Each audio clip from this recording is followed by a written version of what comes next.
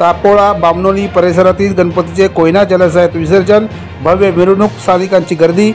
बामनोली येथे बामनोली, उपळणी, अंधारे व कोळघर या गावच्या गणपतीचे कोयना जलाशयात एकत्रित विसर्जन करण्यात आले। ही परंपरा गेली अनेक वर्षापासून चालत आली आहे। ते अनेक गावातील लोकांची एकी जोपासनेचे जिवंत उदाहरण आहे। हे विसर्जन पाहण्यासाठी दूरवरून लोक हजेरी लावतात। बामनोली गावच्या बाजारपेठेतून या सर्व गावच्या गणेश मंडळाची मिरवणूक निघते व भैरवनाथ बोट क्लब बामनोलीच्या समोर निवडणुकीचा शेवट होतो। त्यानंतर कोयना जलाशयात मध्यवर्ती ठिकाणी महाराष्ट्राचे मुख्यमंत्री एकनाथ शिंदे यांच्या दरे तांबे गावासमोर या सर्व गणपतीचे जलाशयात विसर्जन केले जाते। प्रतिनिधी सचिन शिंदकर।